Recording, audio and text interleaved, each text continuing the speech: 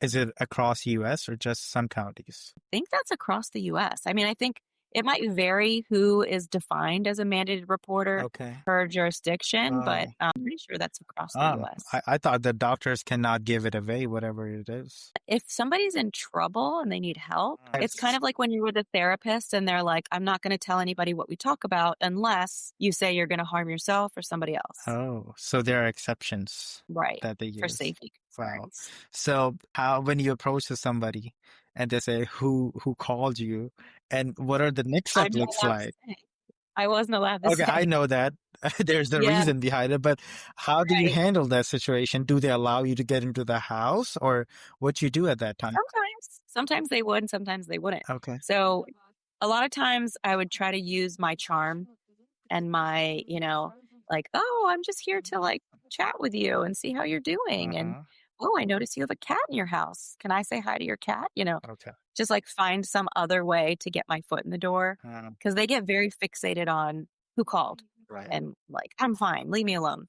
So if you kind of like change the subject and maybe comment on something like, oh, I love your sweater, or like, oh, what's that picture I see on the wall? Who's that? And then they get, oh, this was my daughter and blah, blah, blah. And then they end up sometimes inviting you inside and then you can have a conversation with them. Okay. But yeah, so most of the time, if they asked who the caller was, we would just say, well, we're not allowed to say, but the fact is somebody's concerned about you and we're just here to check on you. And as long as everything's okay, then I'll be on my way. Is this related to mostly with the kids or about the adults itself too, if they want to harm themselves or Oh, the person that I'm visiting? yeah. So most of the time it was them harming themselves, which is called self-neglect. Okay. So like they weren't taking their medications. Uh, They maybe are leaving the stove on by accident. They're like not getting to the grocery store enough, so that all their food is moldy and gross, uh. or they're not cleaning up after themselves so that their house is like full of So bugs. then somebody inside called you then, if these are the things.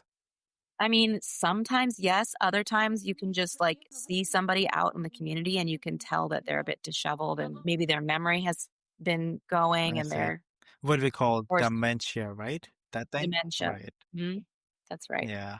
Wow. So yeah, there's dementia, delirium, and there was Alzheimer's, and they're all like sort of interrelated, but also sort of different. Hmm.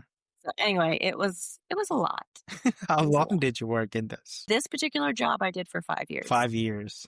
The Mhm. the the babies eat the thing that you did in the very first job, it was that called the With the babies, babysitting or yeah.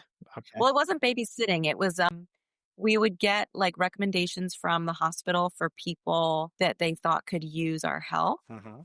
Like people who were maybe new to the country and didn't really know the language, or maybe a teen mom, Okay. or maybe just somebody who is very overwhelmed and just they could tell is very anxious Mm. and just maybe needed some extra support.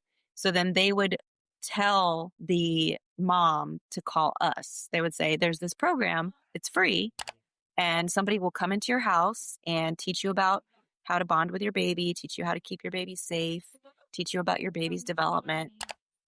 And if you want them to come in, they'll come in for once a week for like, I forget how long we went, a couple months. Wow.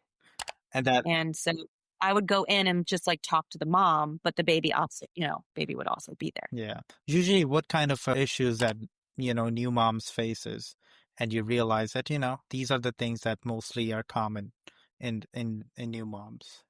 I mean, it's a lot, but the mom could be dealing with postpartum depression. They could be dealing with feeling very overwhelmed, feeling anxious.